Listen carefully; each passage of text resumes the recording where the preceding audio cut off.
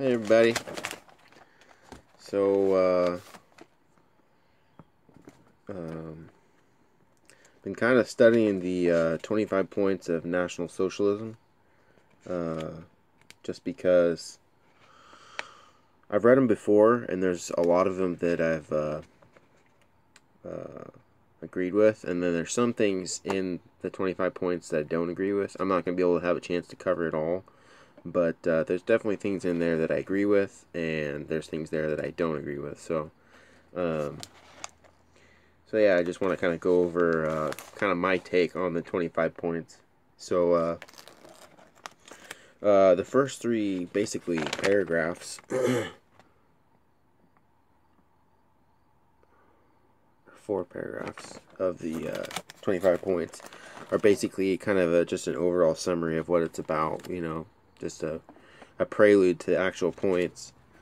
So I'm going to go ahead and start with that. So number 1, National Socialism ultimately is the application of nature's laws to human civilization, to introduce mankind, particularly Aryan kind, to those laws which in recent millennia they have forgotten. Those same laws that gave birth to them and this entire universe. National Socialism is therefore mankind's realizing, understanding, and living in accordance with nature. And I would kind of somewhat agree with this, I have my own particular, because I'm a Christian, I have my own particular, differences and beliefs about how, the origin of, all life came about. But I can see the value in, wanting to return to natural values, natural values of humankind. Because it seems like so much of what we see today, whether it's from media, in Hollywood or wherever, it seems like they're promoting values that are very unnatural and almost anti-human in a way. So like you can see this in fashion, whether it results to males wearing female clothing or females wearing male clothing. And in a way, I kind of, for me, it feels like just the promotion of the opposite of what was traditionally normal clothing for people to wear. And I think that really messes with, people's minds and brains. I know it messes with me when I see a man walking in a woman's clothes and I see a woman walking in man's clothes. It does mess with me because my brain, because I'm not used to seeing it, it's kind of throws me off.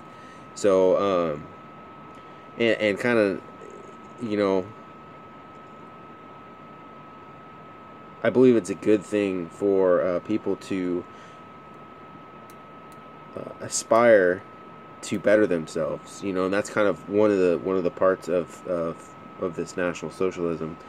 It says to introduce mankind, particularly Aryan kind, to those laws which in recent millennia they have forgotten. Those same laws that gave birth to them and this entire universe. National Socialism is therefore mankind realizing, understanding, and living in accordance with nature.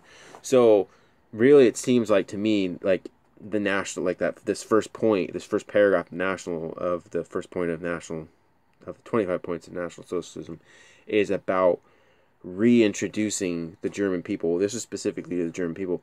It's about reintroducing the German people to the laws of nature. How are things in times past? Because we know that in the Weimar Republic, people had been not only exposed, but the Weimar Republic was really I don't want to say liberal, but I would say a very degenerate society where they were promoting promiscuity. They were promoting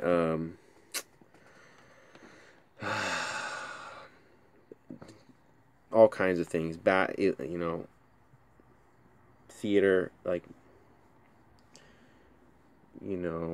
public displays of indecency and prostitution and drugs and all kinds of just degenerate activities.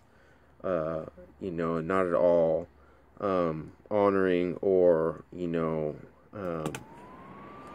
really respectful of human dignity, of the male, female, human dignity, the natural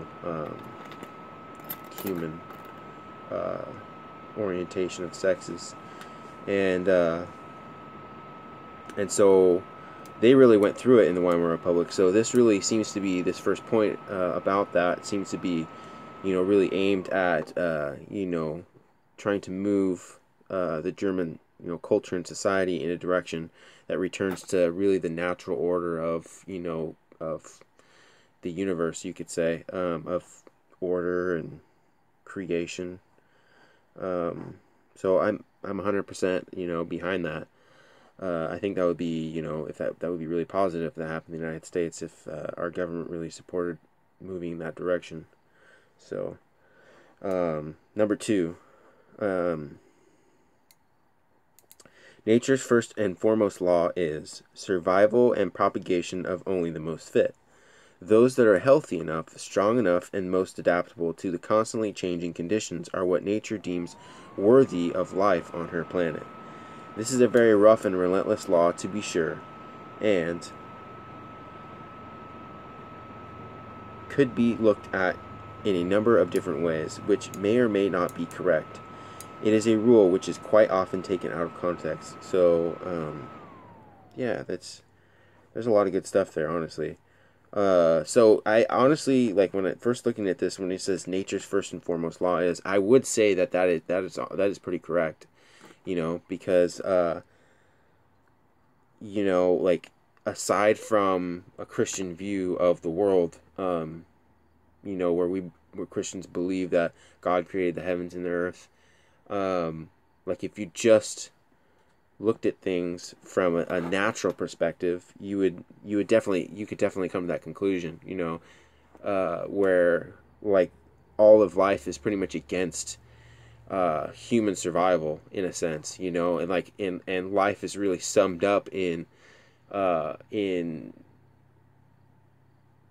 basically just taking care of yourself and learning how to better take care of yourself, and how to survive, and like you could say propagate, but create a family and have kids and get married.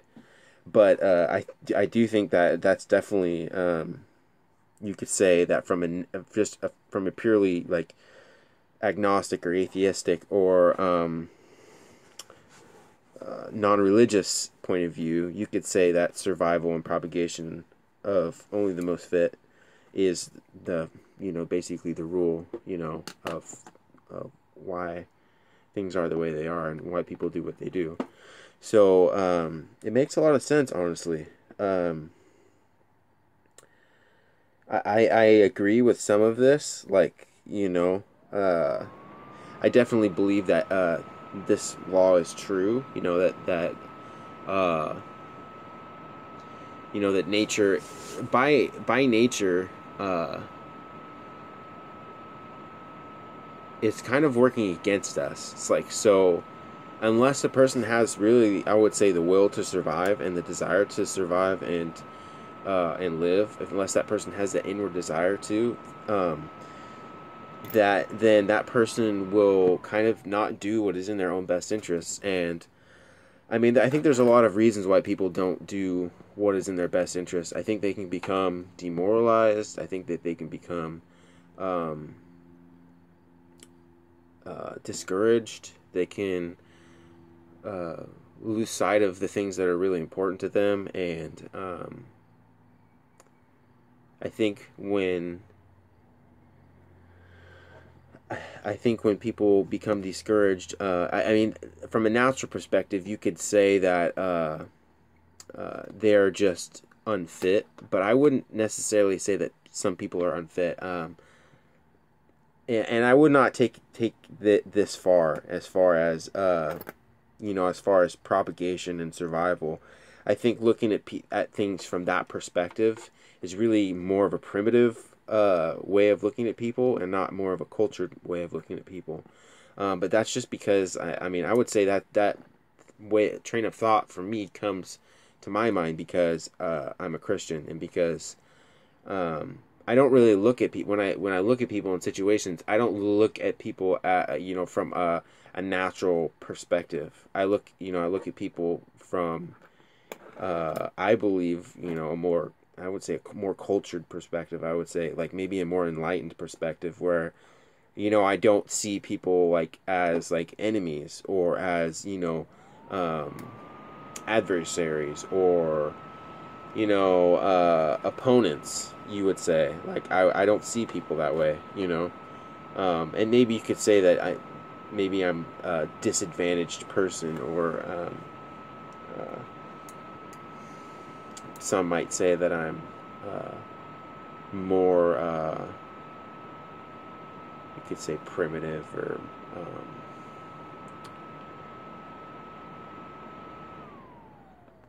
I don't know, how would you describe that? That I'm not as strong, you could say. That people think that I'm weak because I don't look at people like adversaries, or as opponents, or somebody that I have to compete with. I don't look at people like that, and I think it's more cultured not to look at people like that. It's a shame, I think, when people are put in situations where their survival is their baser instincts replace their ability to rationally deal with other people and cooperate with other people in a meaningful way. So and I think that's really unfortunate. I think that happens in situations where resources are so scarce that it makes it survival really becomes the baser instincts kind of take over. And that's a situation that's further down below. It talks about this a little bit, honestly. So yeah, I kind of get to that. I think it's good to do things that are healthy, and to live a life that promotes natural and healthy habits. And so in this sense, the whole survival and propagation aspect of it, and being adaptable, is, I feel like that's important, to try and integrate healthy habits into my life, and into a society would be healthy to do that. But at the same time, like, I think when you only focus on like the baser instincts of human nature, human survival, human activity, when you think about things merely from a survival and propagation perspective, you kind of lose some, how do I put this? You set aside the more intellectual aspects of culture and life, and I think people who look at things from more of a survival and propagation perspective, like, really set aside the moral and the intellectual and spiritual aspects of life, because they see those things as being weak, and as being a distraction, or as not being central to their needs. But honestly,